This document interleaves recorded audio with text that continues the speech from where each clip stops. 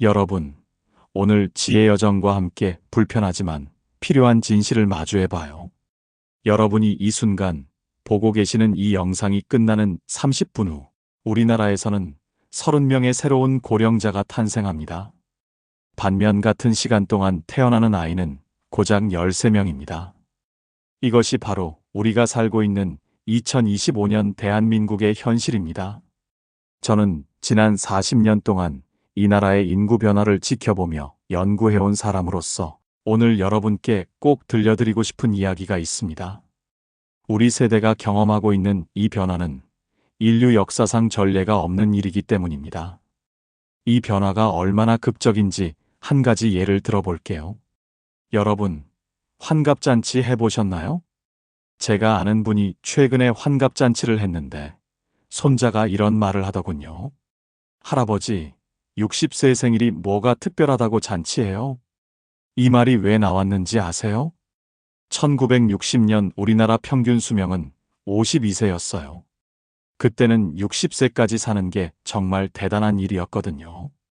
그런데 지금은 평균 수명이 81세입니다. 30년이나 늘어났어요. 그럼 여러분께 질문 하나 드릴게요. 이 30년 늘어난 시간 준비하고 계셨나요? 아니면 자식이 알아서 해주겠지 생각하고 계셨나요? 솔직히 말씀해 보세요. 더 충격적인 숫자를 보여드릴게요. 1960년에는 아이를 평균 6명 낳았어요. 지금은 1.2명입니다. 이게 뭘 의미하는지 계산해 보세요. 과거에는 부모 2명을 자식 6명이 모셨어요. 한 명당 부담이 3분의 1이었죠. 지금은 부모 2명을 자식 1명이 모셔야 해요. 부담이 6배가 됐습니다. 그런데도 여전히 내가 이렇게 키워놨는데 라고 하시는 분들이 계세요. 산수부터 다시 해보세요. 여기서 제가 21세기 인생 공식을 말씀드리겠습니다. 30, 30, 30 공식입니다. 첫 번째 30년은 부모 밑에서 배우는 시간. 두 번째 30년은 일하면서 가족을 부양하는 시간. 세 번째 30년은 자유롭게 살 수 있는 시간. 문제는 이 세 번째 30년을 어떻게 보낼 것이냐는 겁니다. 그런데 많은 분들이 아직도 과거 방식으로만 생각하고 계세요. 자식보험에 가입해 있다고 생각하시는 거예요. 평생 자식에게 올인하면 나중에 자식이 나를 모셔줄 거라고요. 그런데 말입니다. 자식보험이 깨졌어요. 완전히 망가졌습니다. 이제 자식보험은 믿을 수 없어요. 왜 그럴까요? 간단합니다. 자식 수는 줄어들었는데 여러분이 살 날은 늘어났거든요. 제가 최근에 만난 한 분 이야기를 들려드릴게요. 65세 박 씨라는 분인데 평생 자식 교육에만 매달렸어요. 좋은 대학 보내려고 학원비만 한 달에 200만 원씩 썼고 유학까지 보냈어요. 그런데 막상 자신이 은퇴하고 나니까 어떻게 됐을까요? 자식은 자기 생활하기도 바빠서 안부 전화도 한 달에 한 번. 경제적 도움? 꿈도 못 꿔요. 그때서야 후회하더라고요. 내가 자식 보험에만 의존했구나. 이런 분들이 한둘이 아니에요. 여러분 주변에도 많을 거예요. 그럼 우리는 어떻게 살아야 할까요? 여기서 여러분이 국어 시간에 배운 걸 기억해 보세요. 주제 파악이요. 그리고 산수 시간에 배운 분수도요. 주제 파악을 하세요. 지금 시대가 어떤 시대인지 정확히 파악하라는 겁니다. 분수를 지키세요. 내 능력에 맞게 살라는 얘기예요. 그런데 많은 분들이 이걸 못하고 계세요. 자식 교육에 올인하고 기러기 아빠까지 해가면서 정작 자신의 노후는 준비 안 하고. 제가 워싱턴에 있을 때 기러기 아빠들을 많이 봤어요. 자식 조기 교육 명분으로 가족이 떨어져 사는 거예요. 그런데 그게 정말 현명한 선택일까요? 한국산 기러기가 워싱턴에 너무 많아져서 현지 신문에 특집 기사까지 나올 정도였어요. 남편은 한국에서 돈 벌고 아내와 자녀는 미국에서 공부하는 가족들 말이에요. 그분들을 보면서 생각했어요. 정말 자식을 위한 일일까? 아니면 부모의 욕심일까? 자식 교육은 중요해요. 하지만 그것 때문에 40대 부부가 떨어져 살면서 정작 나중에 가장 소중한 배우자와의 관계를 망가뜨리는 게 맞나요? 여러분, 생각해 보세요. 자식은 언젠가 독립해요. 결혼해서 자기 가정을 꾸리죠. 그럼 결국 남는 건 누구예요? 부부뿐이에요. 그런데 자식 교육 때문에 10년 넘게 떨어져 살았던 부부가 다시 합쳐서 자연스럽게 지낼 수 있을까요? 이미 서로 남이 되어버린 상태에서요. 실제로 자녀 유학 후 이혼하는 부부들이 많아요. 오랫동안 떨어져 살다 보니까 각자의 생활 패턴이 생기고 대화할 거리도 없어지고 이제 발상을 바꿔야 합니다. 올인이 아니라 하프앤하프로요. 절반은 자식을 위해, 절반은 나를 위해 쓰는 거예요. 그럼 자식이 싫어하지 않을까요? 아니에요. 오히려 자식들이 좋아할 거예요. 아버지, 어머니가 자신의 노후를 준비하신다니 다행이에요. 저희 부담이 줄어들잖아요. 이게 진짜 자식 사랑이에요. 늙어서 자식에게 손 안 벌리는 것. 그것도 사랑의 한 형태라고 생각합니다. 그런데 여기서 중요한 문제가 또 있어요. 신문에서 노후자금 10억 필요라는 기사 보셨죠? 그거 보고 스트레스 받지 마세요. 10억 준비한 분들 손 들어보세요. 몇 분이나 될까요? 거의 없을 거예요. 그럼 10억 없으면 다 불행하게 사는 건가요? 아닙니다. 중요한 건 내 수준에 맞는 계획을 세우는 거예요. 60세가 넘어서 무리하게 사업하고 투자하다가 오히려 가진 것마저 잃는 경우가 얼마나 많은지 아세요? 분수를 지키라는 게 바로 이런 뜻이에요. 제가 상담했던 한 분은 65세에 부족한 노후 자금을 메우겠다고 주식 투자를 시작했어요. 그런데 결과가 어떻게 됐을까요? 3년 만에 퇴직금 5천만 원을 다 날렸어요.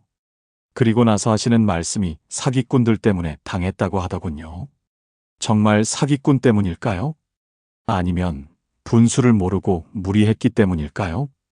그럼 어떻게 행복하게 살 수 있을까요? 제가 행복지수 공식을 알려드릴게요. 행복지수는 이룬 것 나누기 바라는 것. 이 공식을 2300년 전 아리스토텔레스도 비슷하게 말했어요. 행복은 자신이 원하던 것을 얻었을 때 생긴다고요. 분자를 늘리는 방법도 있지만 분모를 줄이는 게 더 쉬워요. 너무 많은 것을 바라지 마세요. 젊을 때는 좋은 차, 좋은 집, 명품 가방을 원했을 거예요. 이제는 그런 것들에서 자유로워질 수 있는 나이잖아요. 단순한 것에서 행복을 찾으세요. 예를 들어 볼게요. 100억대 자산가인데 우울증으로 고생하는 70대 분을 알아요. 돈은 많은데 친구도 없고 취미도 없고 할 일도 없어서 하루하루가 지옥이래요. 반면에 월급 150만 원 받는 경비원 할아버지는 매일 웃으면서 사세요. 손자들과 놀아주고 부부가 함께 산책하고 작은 텃밭 가꾸는 게 낙이래요. 누가 더 행복할까요? 그리고 또 하나, 비교를 하세요. 비교하지 말라는 건 말도 안 되는 소리예요.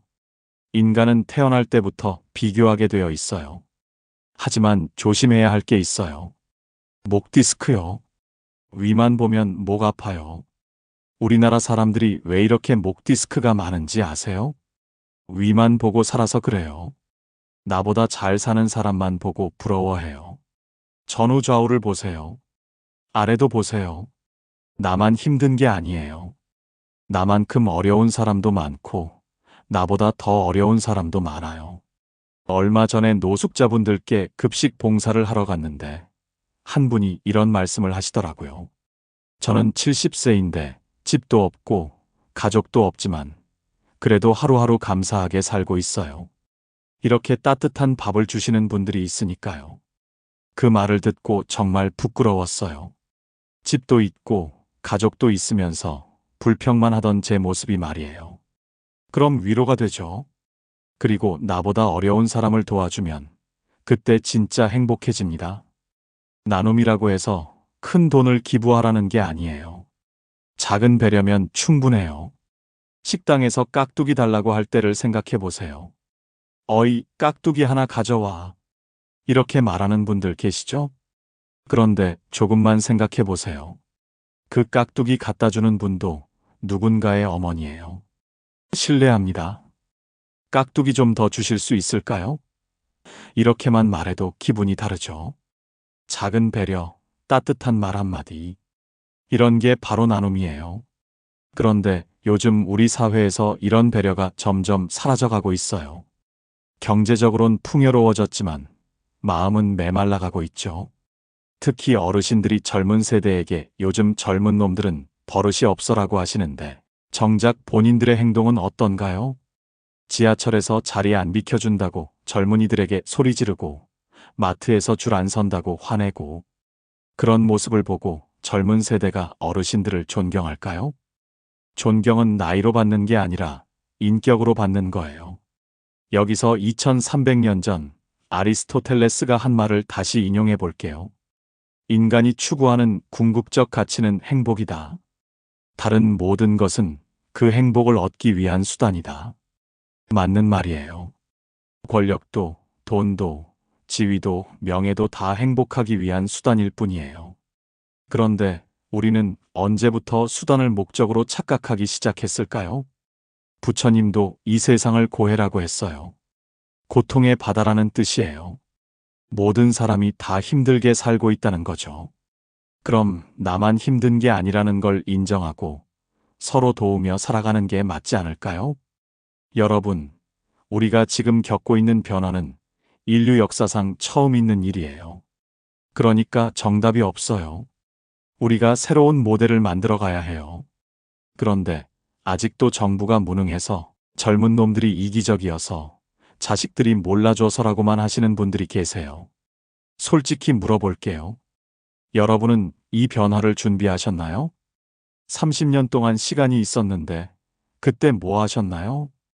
TV 보고 화투 치고 술 마시는 시간은 있었잖아요. 노후 공부하는 시간은 왜 없었을까요? 정보도 많았어요. 신문, 방송에서 계속 노후 준비 얘기했거든요. 안 들으려고 한 거죠.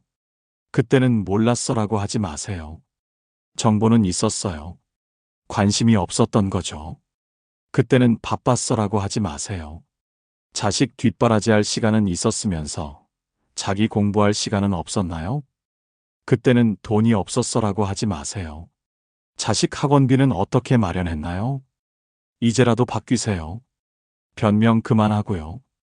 첫째, 자식 의존 고집을 버리세요. 자식 보험은 이미 깨졌어요. 둘째, 과거에 매달리지 마세요. 우리 때는 좋았는데가 아니라 앞으로 어떻게 살까를 생각하세요. 셋째, 새로운 것을 배우세요. 스마트폰, 인터넷, 새로운 취미. 나이 먹어서 무슨 공부야라고 하지 마세요. 요즘 70대에 유튜브 시작해서 성공한 분들 많아요. 80세에 대학 입학한 분도 있고요. 나이는 핑계가 될 수 없어요. 넷째, 건강에 투자하세요. 돈은 건강할 때 의미가 있어요. 다섯째, 관계를 새롭게 만드세요. 직장 동료들은 은퇴하면 멀어져요. 새로운 친구들을 만나세요. 여섯째, 사회에 기여할 방법을 찾으세요. 봉사, 멘토링, 작은 일 등등. 받기만 기대하지 말고 줄 수 있는 것도 찾으세요. 일곱째, 부부관계를 다시 점검하세요. 결국 남는 건 부부예요. 지금부터 준비하세요. 여덟째, 현실적인 경제 계획을 세우세요. 10억 목표로 무리하지 말고 내 수준에 맞게. 아홉째, 너무 많은 걸 바라지 마세요. 행복지수에서 분모를 줄이는 거예요. 열째, 비교는 하대 목 디스크 조심하세요. 위만 보지 말고 전후좌우 다 보세요. 마지막으로 이 모든 것의 기본은 마음가짐입니다. 나는 피해자다. 다 남 탓이다라는 생각을 버리세요. 우리는 전쟁도 겪었고 산업화도 이뤘고 민주화도 했어요. IT 혁명도 경험했고요. 이런 변화를 다 헤쳐온 세대가 우리예요. 노후 준비 정도 못할 이유가 뭐가 있겠어요? 다만 과거 방식으로는 안 되니까 새로운 방식을 배우는 거죠. 여러분의 세 번째 30년이 첫 번째, 두 번째 30년보다 더 행복할 수도 있어요. 이제야 진짜 자신을 위해 살 수 있는 시간이 왔거든요. 하지만 준비 없이는 불가능해요. 그리고 그 준비는 남이 해주는 게 아니라 본인이 하는 거예요. 그런데 여기서 정말 중요한 걸 하나 더 말씀드려야겠어요. 많은 분들이 나는 달라라고 생각하고 계세요. 내 자식은 효자야. 내 상황은 특별해. 나는 준비를 잘했어. 하지만 정말 그럴까요? 제가 상담하면서 만난 분들 중에 이런 분이 계셨어요.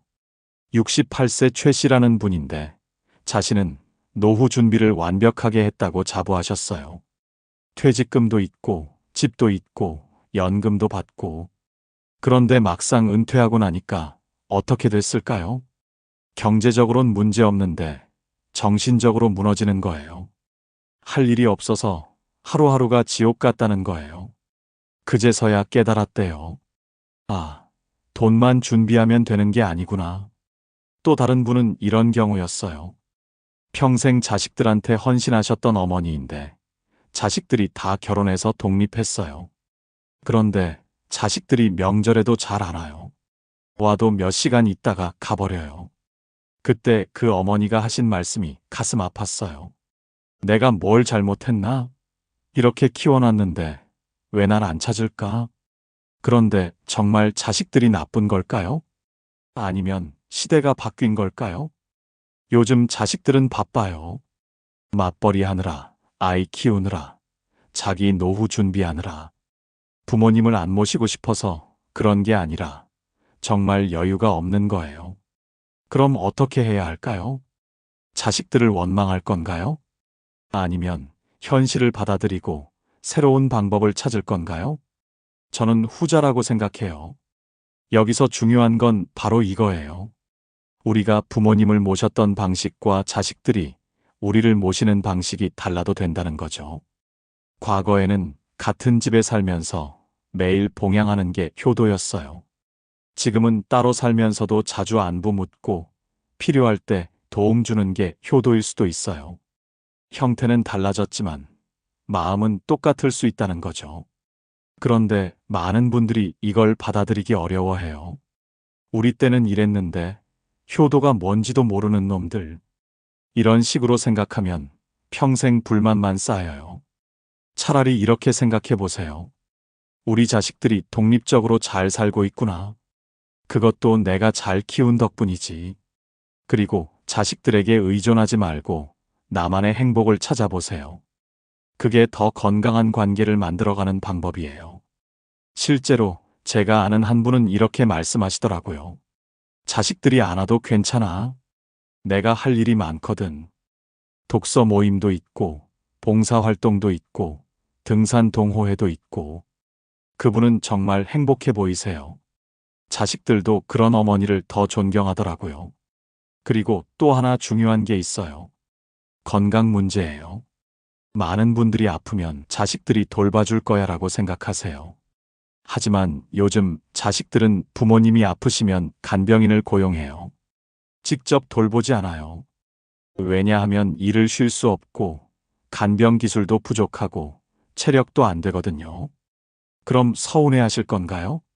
아니면 현실적으로 준비하실 건가요? 저는 후자를 권해요. 미리미리 건강 관리하고 필요하면 간병인비도 준비해 두고. 이게 자식들한테도 도움이 되는 거예요. 우리 부모님은 스스로 다 준비해 두셨네. 우리는 마음으로만 지원하면 되겠다. 이런 생각이 들게 하는 거죠. 그리고 여기서 정말 중요한 걸 하나 더 말씀드릴게요. 바로 부부관계예요. 많은 분들이 자식들만 키우느라 부부관계를 소홀히 했어요. 그런데 자식들이 독립하고 나면 부부만 남거든요. 그때 가서 여보, 이제 우리 둘만 남았네라고 하는데 이미 대화할 거리가 없어요. 20년, 30년 동안 자식 얘기만 했거든요. 그러면 어색하죠. 서로 뭘 좋아하는지도 모르고 뭘 하고 싶어 하는지도 모르고. 그래서 부부관계를 새롭게 시작해야 해요. 마치 연애할 때처럼 서로에게 관심을 가지고 새로운 걸 함께 해보고 여행도 가고 취미도 함께 만들고 새로운 꿈도 함께 꾸고 제가 아는 한 부부는 65세에 함께 중국어 공부를 시작했어요. 그리고 70세에 중국 여행을 다녀왔어요. 정말 행복해 보이더라고요. 우리가 이렇게 늙어서도 새로운 걸 배울 수 있다니 신기해라고 하시면서 이런 게 바로 행복한 노후의 모습이에요.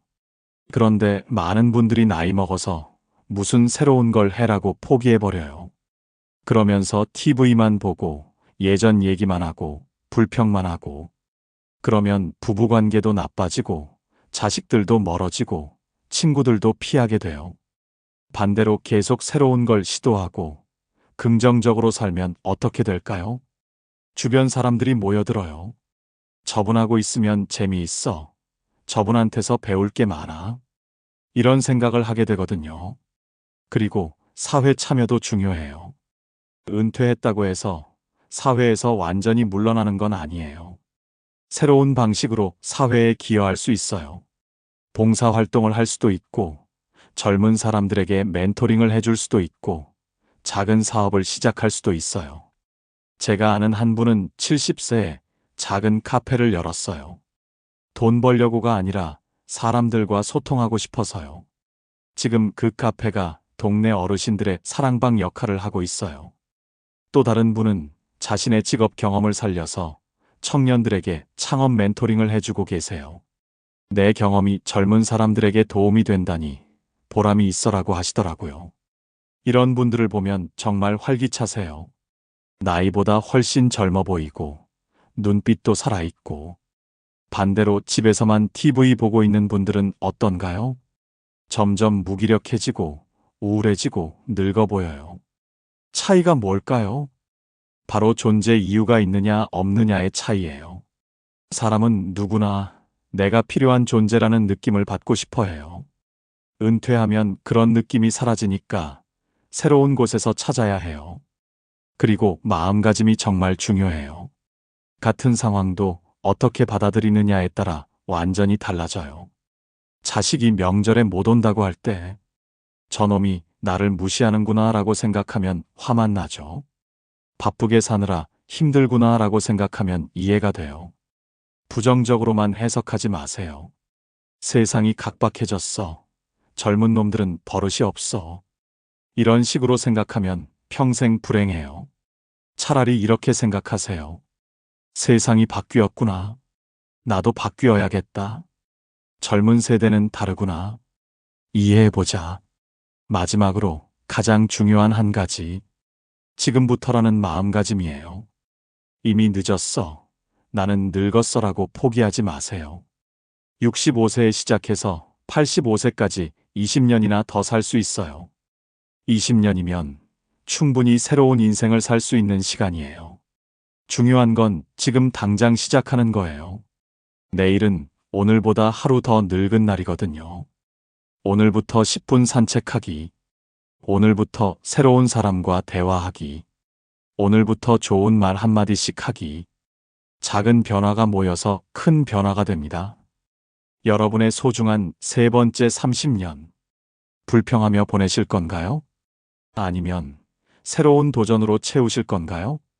선택은 여러분의 몫입니다. 오늘 이 영상이 불편하셨다면 그게 정상이에요. 불편한 진실을 마주했을 때 사람은 기분이 나빠지거든요. 하지만 그 불편함을 딛고 일어서는 사람만이 진짜 변화를 만들 수 있습니다. 구독과 좋아요 꼭 눌러주세요. 그리고 댓글로 여러분이 바꾸고 싶은 고집이 있다면 솔직하게 적어주세요. 지혜 여정과 함께 여러분의 소중한 세 번째 30년을 준비해봐요. 자식 보험이 아닌 자기 보험을 든든히 해서 진짜 행복한 노후를 만들어 가세요. 오늘도 행복지수 높이는 하루 보내세요. 감사합니다.